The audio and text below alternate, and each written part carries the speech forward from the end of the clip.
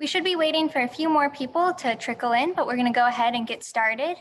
Thank you all for joining us here today. We're going to start off today with a few informal presentations, and then we'll transition into a more open discussion. I'd like to invite you all to turn your cameras on if that's something that you feel comfortable with, but I ask that unless you're speaking in the discussion later on, that you please keep your microphones muted, which it looks like almost everybody has that currently, so thank you for that. To start us off, I'd like to introduce Jim Russo. Jim is the Executive Director of the Eastham Chamber of Commerce and the Chair of the Eastham 400 Commemoration Committee. Welcome, Jim. Thank you, Joanna. Through the Eastham 400 Commemoration Committee's programs and continuous study of the history that surrounds the Mayflower's arrival to these shores, we've delved deeper into the long accepted narrative of the Pilgrims' arrival. Our joint focus moved us toward a more realistic and practical history that includes the impacts of the natives who had been living here for thousands of years. Whether it be ignorance or arrogance, coupled with the very basic need for survival that catapulted the colonization of the very lands we now occupy, can be argued forever. The fact that it occurred without acknowledgement by the Europeans of their collateral damage until today is distressing at any level of moral sense. In this new lens, we collaborate with the Native Americans to balance the history to include their perspectives. In early June of this year, I had the opportunity to be present when John Hanlon, who teaches Wampanoag students in Mashpee, was recorded interviewing two of his students for the 11th episode of the Eastham 400 Commemoration Sunset Series. At one point during the 10-minute filming, my ears perked up when I heard student Nathan Mills utter his disappointment that he, as a Native American, would be denied access to Eastham beaches, even if he were to present his tribal card. This card is an acknowledgement of the Wampanoag tribe Aboriginal rights, which are critical to the survival of the traditions, lifeways, and culture of the tribe. Today, those rights include hunting, fishing, and trapping.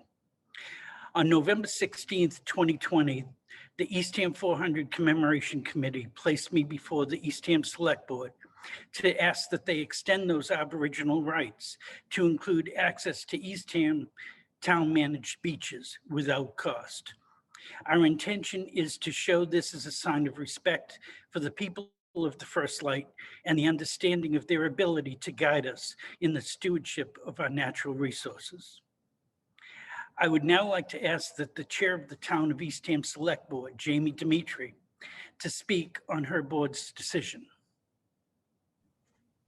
All right, thank you, Jim. And thank you everybody for having me here today. I'm really excited to be able to read this proclamation to all of you. And,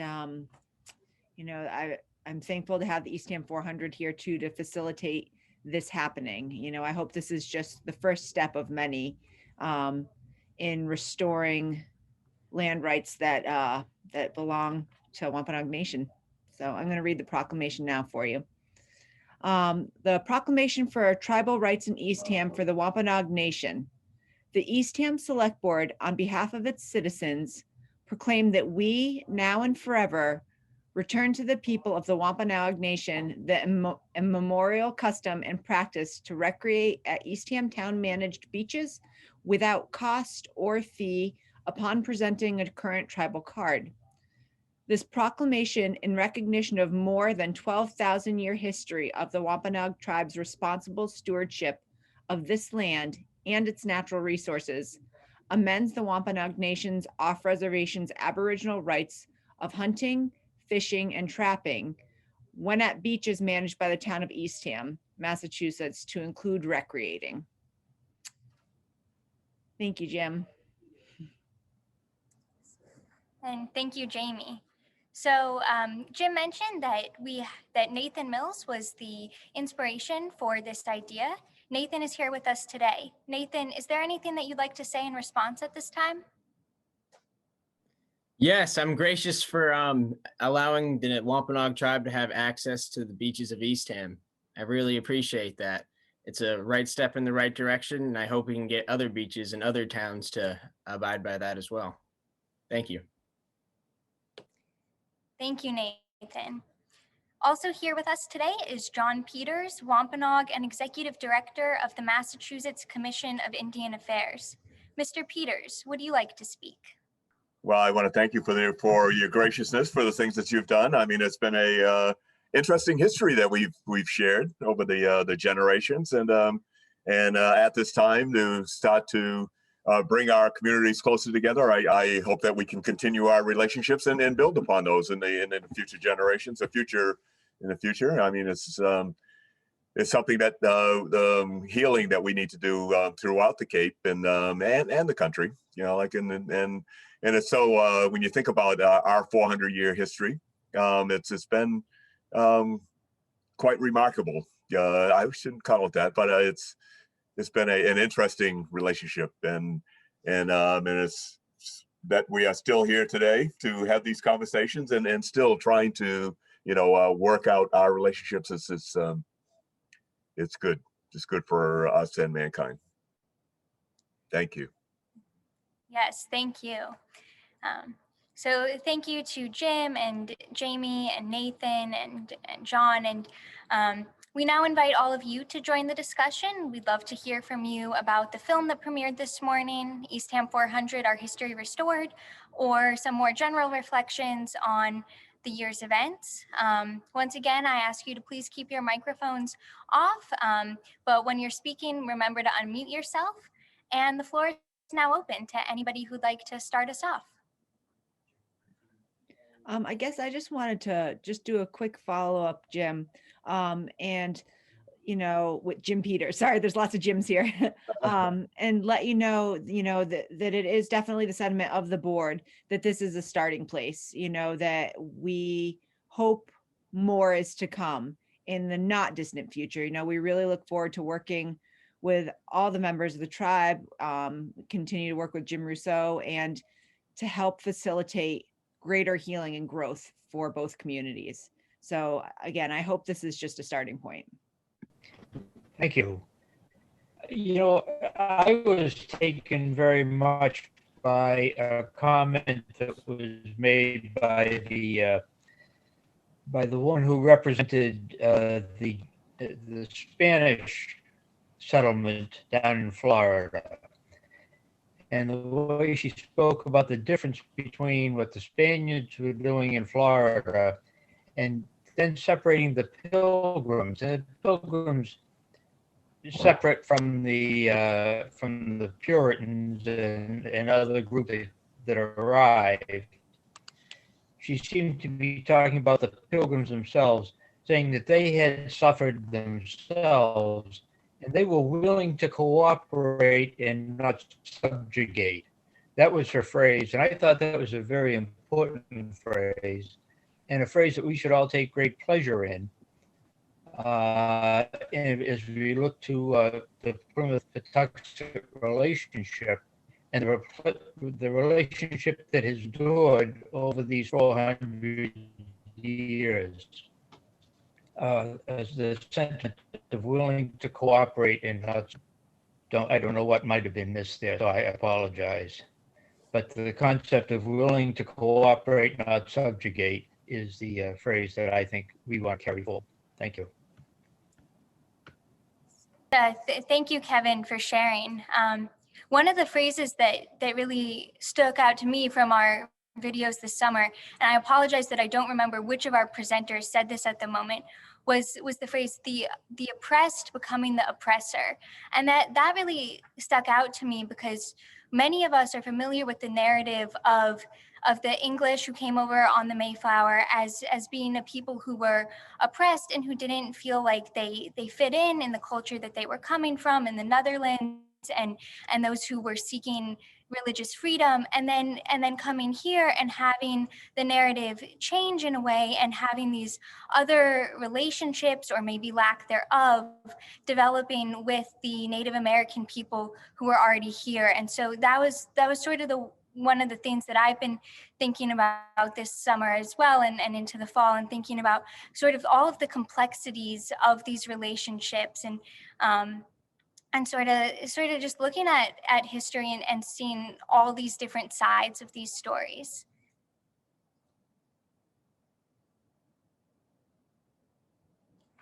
Yes, Deborah Ullman.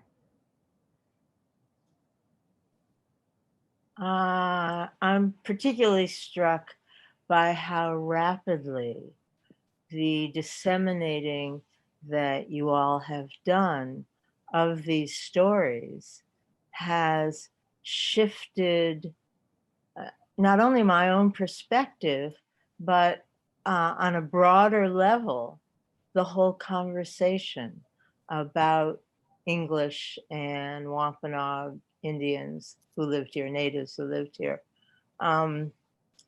Certainly that's the circle I travel through, but I'm also just fascinated by how important telling these stories is.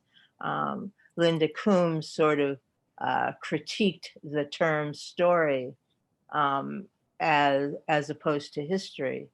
But of course, history is entirely made up of stories. So I'm just celebrating the fact that these stories, even the ones I was hearing for the first time this summer, have become part of how I'm understanding my position here on land that was previously well stewarded. Who was it? Was it Eugene who said, or you just said, after 12,000 years of stewardship, now Eastham's beaches and natural resources should be accessible to the Wampanoag people. So thank you, everybody, for changing the story and how much good effect that can have, I think. Thank you, Deborah. Yes, thank you, Deborah, for those comments. And I see in the chat that Dianne would like to say something. Dianne, you can either unmute yourself and speak, or I see you're already unmuted, or if you'd prefer, you can type a comment in the chat, whatever works best for you. I would like to comment. I certainly agree with Deborah. Every video that I've come to, every Sunset series or other talks I've come to, I've learned a lot. Today, I also learned a lot. I loved Linda Coombs' history of how the Wampanoags came, and her point that it's not fiction. It is how they came. It is there. It is, and I'm trying not to use the word story. When I was studying religion and anthropology, the definition of myth was a story that is true from the people who tell it, which is not the same as saying it's history, but it's coming closer. I also, since I've heard many people say, I think it was Kevin who said, we hope this is a first step for not only for our relationships in Eastham and Cape Cod with all the different groups and ethnic groups, but for all mankind. I will say that I have had Ramona Peters speak at an event for Palestinian rights and compare the Wampanoags to the Palestinian people who are much oppressed. And I hope that that can also be a part of our story, that we can broaden it to include all the people of the world. Thank you. Thank you for this wonderful series. Thank you, Dianne. I also see a question in the chat from Anne. She says, I'd be interested in knowing how Eastham is looking forward to sharing their proclamation with other towns on the Cape. It seems like this would be something very good to do. Jim Russo or Jamie, would you like to respond to that? So I'm sorry, the question was about sharing the proclamation with other towns on the Cape. Yes. Yeah, I mean, just like any programs or projects that we think benefit the greater community, we're always more than happy to share a proclamation or, bylaw information, anything, if it's for the greater good of the community. And this certainly is. I'm more than happy to bring an invitation back to our next select board meeting to all the other select boards on the Outer Cape or Cape wide. Possibly, you know, ask the board if they're interested in sending a letter that will include our proclamation with encouragement that other communities follow suit. That's something I think the board could certainly do. Jim, I'd be interested to hear if you have any other input in that process or what your thoughts are. Well, it was never our intent to keep this just for Eastham itself. I think we're trying to set an example that others can follow, that's easy to follow, and recognize that, you know, if we're in fact all in this together, then let's truly show it. And we can join hands and work together with doing small deeds like this, and eventually it becomes a big deed. So hopefully we can, we'll spread the word. I know that I will. Jamie is, will follow through, and we'll work together on continuing this so that we get this message out. Yeah, I agree. Yeah, like I said, I'd be more than happy to bring it back to the board though, at our next meeting, inform them about today, and also suggest that we send out that letter. I think that would be a good starting point, and we can talk more, Jim. Yeah, that's great. All right. Thank you, Jamie. Thank you. And unfortunately, I'm going to have to sign off because I have to go to work. But I hope this is the first of many conversations I get to have with everybody here. So thank you for having me. Jamie, thank you for being with us. All right, bye. I'll turn my seat back over to our moderator, Joanna. Yes. Joanna, can I just mention a couple of things in response to that? Yes. My name's John Hanlon, and one of my many jobs, I work with the Mashpee Wampanoag youth. And I worked with Nathan. Nathan graduated, but I'm still working with the high school kids. So we're working on a couple of projects, and one is to draft up some kind of language to present this to the Mashpee selectmen, because that would, obviously most of the community lives in that area. So that would be a much more local area if they could also, you know, approve entrance to their beaches. And then the other is where, to mention to what Jim Peters said, you know, to continue forward with Eastham, where Debbie just gave me a couple of primary sources yesterday at the library, and we're working on different primary sources to get, the kids want to learn the story of that first encounter. And we've found we really don't have a lot from the Native perspective of that story. We mostly have the colonial perspective, but we're using those documents to try to create some kind of thing that the kids are going to write up for Jim. And then the only other thing I want to mention was, as Nathan said, you know, the tribe is very appreciative of this.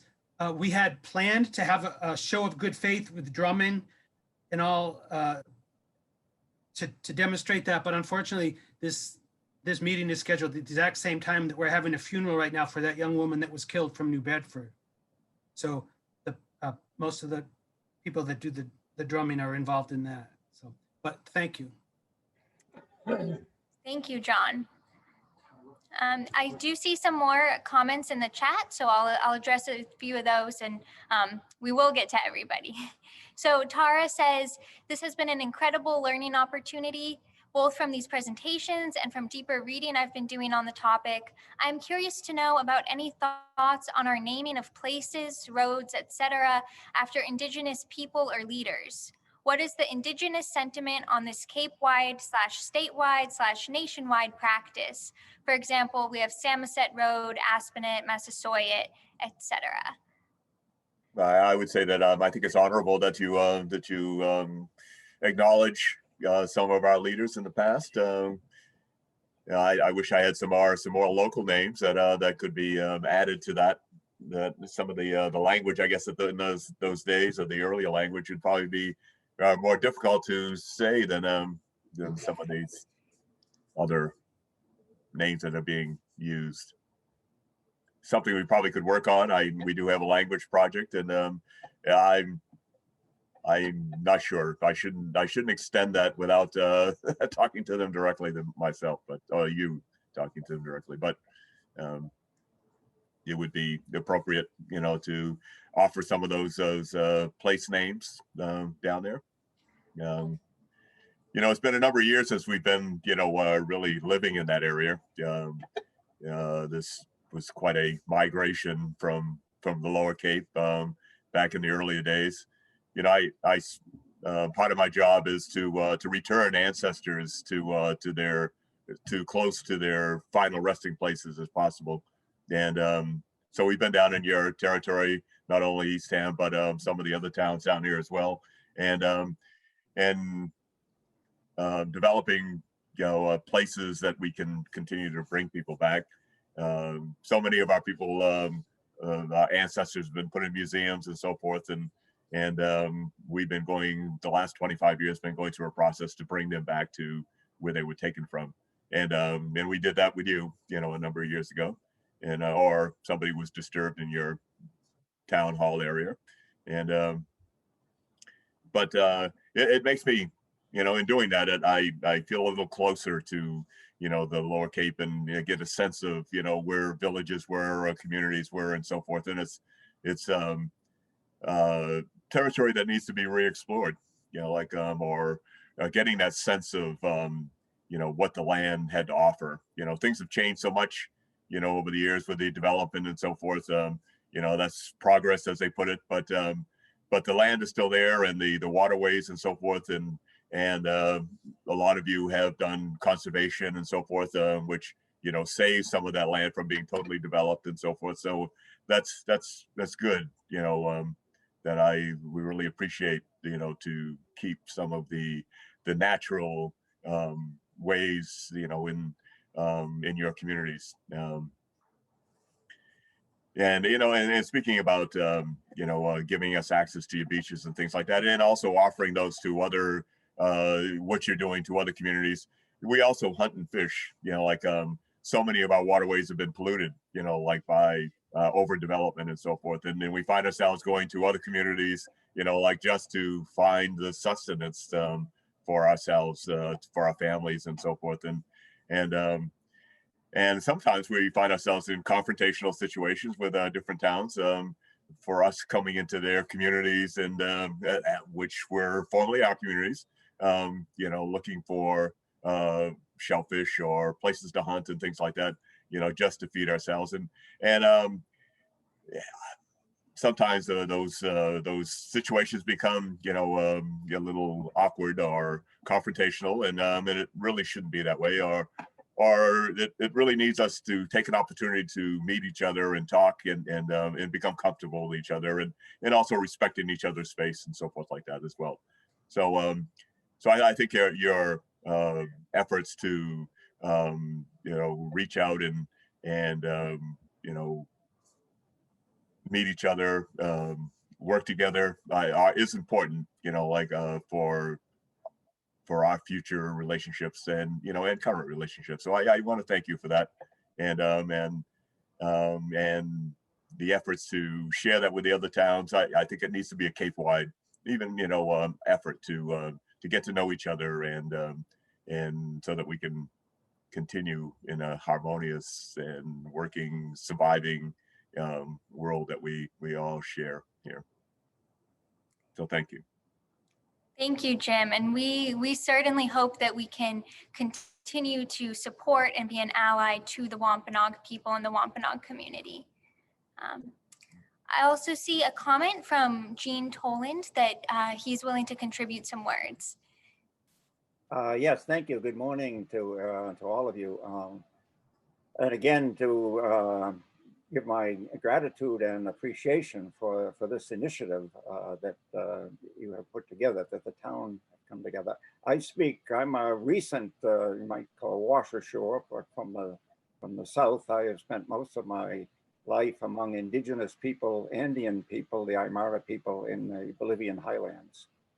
And for a number of those years, almost clandestinely, we had programs in which they could speak and recover their history, their culture, and to affirm that they were not less than full humans or less than full citizens for a number of years.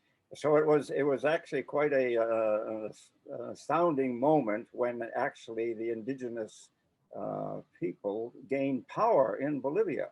And I remember the inauguration that took place of the indigenous president in an indigenous temple, not in the Catholic cathedral, as had been done for years since the colonial time.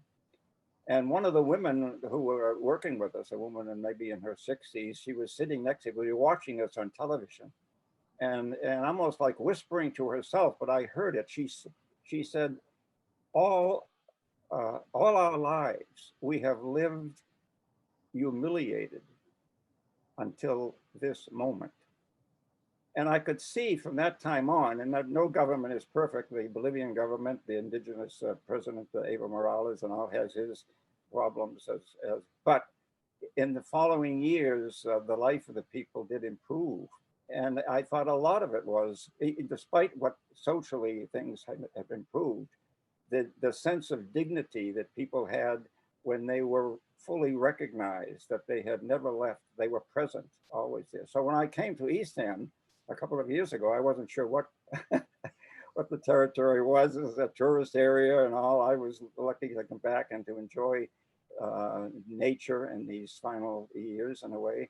And so I was very impressed when I could see that the town and had firmed and initiated this project in which collectively we would remember the daring and the solidarity and the pain of 400 years ago in the early encounters, and to recognize that people acted as creatures of their own time. And now that the town are bringing people together to say, let us look back and embrace the historical facts, all of the historical facts in their wholeness, in a spirit that we can maybe set things right for our own times, you know. And I think things like reconciliation and solidarity and even reparations in a way, somewhat like access to the beaches and hunting facilities for people, and to grow as one people, you know, with recognizing that the richness of having multiple expressions. I never really liked the United States as a melting pot. It's more like a salad bowl, really, if we recognize the beauty of the richness of the differences.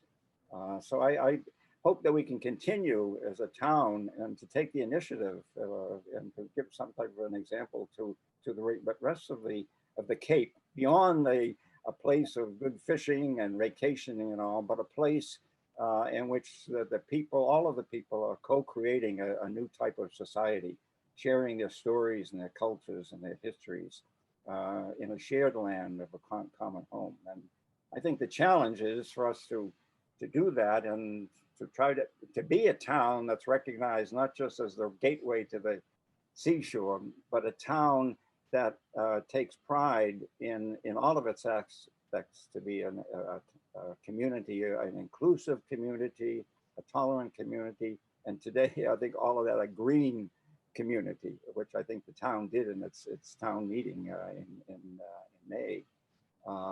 And that is, but we have the richness of the wisdom of a people who were original people of these lands, and to recognize them and to give voice, let them take their voice and their leadership as we move ahead. So thank you again for putting this together, particularly in the complicated time of the virus situation. Thank you, Jean, for those reflections. I see, Nathan, you also would like to share a few words? Yes, thank you. Thank you all for coming to this meeting. It means a lot to me. I'd like to add to the roads. Who asked the question? It was Tara. Tara asked the question about how our indigenous sentiment is. A lot of the roads are very old. They're over 200 years old. They're from my great-grandparents' times when they had farms all through here, which they shared with the people who moved here from other countries and everything. The roads are old as dirt, as they say, and they're dirt roads. What else? A lot of even other even states in Massachusetts, like such as Somerset, What else is there? That's all I can think of right now, but because I saw Samoset, but Somerset, that's a native term. I'm not sure what it means, but we have Katuit on Cape Cod. We got Santuit, the rivers and everything. Those are all old Indian names, which were very well reckoned back in the day. What else? Does anyone have any questions?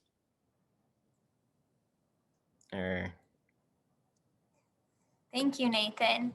Thank you. I also see a comment from Bob asking to speak.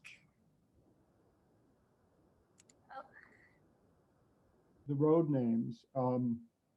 And I know one of the reasons I like the fact that we have Samoset Road is whenever I'm describing where I live on the telephone, people always mistake it for Somerset. And so I have to respell it and say, no, it's Samosет. And I explain to them that it's the name of a Wampanoag Indian. But it also got me thinking, because Samoset Road wasn't always Samoset Road. It was West Shore Road. It was actually at one time Know Nothing Road. And so I'm curious as to when this road got its name, along with Massasoit and Aspinet. Was it a particular time in the town's history and they decided to designate, was it the 300th anniversary of 1620? What was it, if anyone happens to know? I'm not sure, but I'd be interested in finding that out. But I also wanted to thank the Eastham 400 committee for including me in this commemoration, because when we first began, the first encounter was a brief encounter. And we were wondering, really, myself, how much history there was about it. So I must say, after a year exploring the topic, it just keeps getting bigger and bigger, and you just keep learning more and more and more about what for years had been, as long as I've lived here, was never considered to be like, it was a pilgrim site, but nobody really thought much about it. And of course, we changed the language describing the event back in 2001, which showed kind of a change in our consciousness about what actually took place here. But I found this whole experience tremendously educating and enlightening, and I want to thank the whole Eastham 400 committee for making it happen.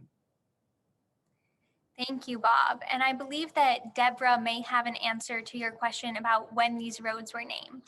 Yeah, my dad grew up on West Shore Road.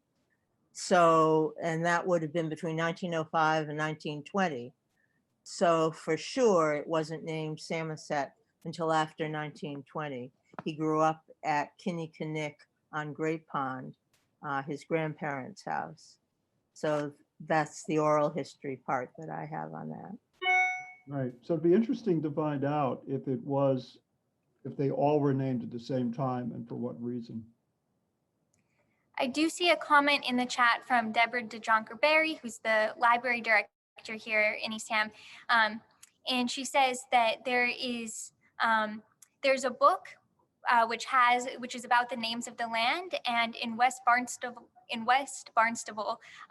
the conservation land has recently been purchased by the Land Trust, which represents unspoiled land that was once an ancient Native American travel way. So if anybody would like to learn more about that, there is a book here at the library that you can check out. And then I also see that we have that Christian would like to share a reflection.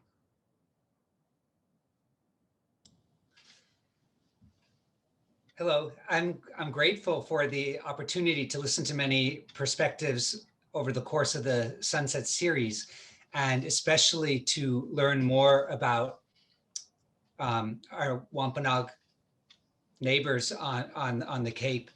Today, I found myself particularly struck at the end of the video by the credits that just kept going forever and ever and ever. And it made me realize the diversity of community engagement and conversation. I guess sort of as Bob said, like this first encounter is leading to a lot more encounters in this marvelous way. One of the things that was kind of intriguing to me was the clip where John Hamlin was also interviewing the young Brazilian man whose name slips my mind right now, but who identified with the English who came as a migrant.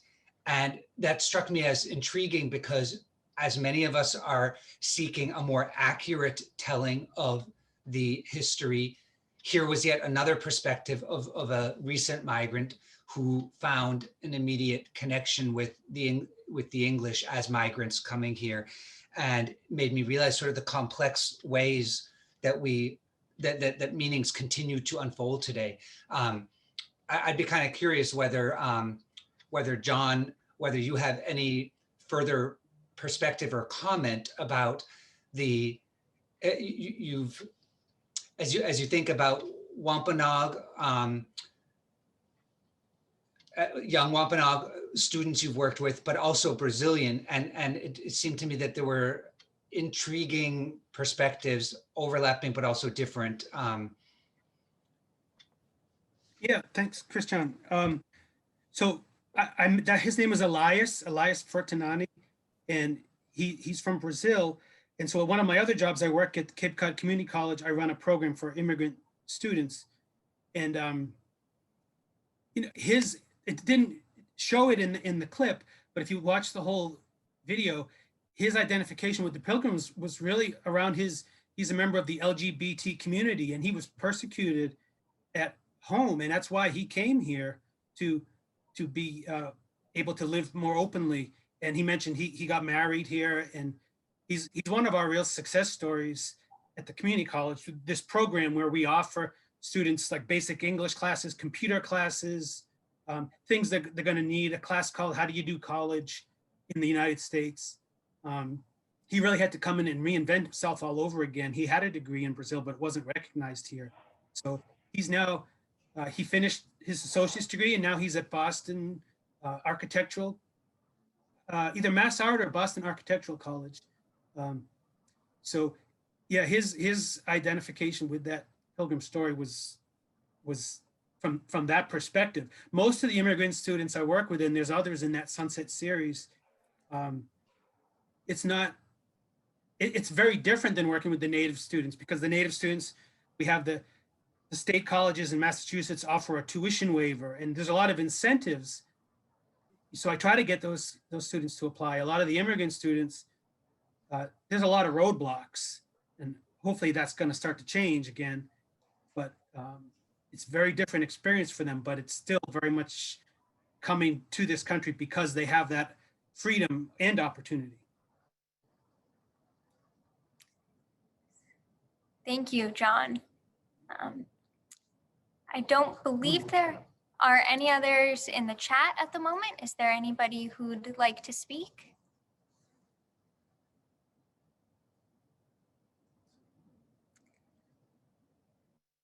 So I'm not seeing anybody raise their hand at the moment, and it is 11:45. So I might recommend that we sort of move into the conclusion of this discussion. And I thank you all so much for participating in the discussion.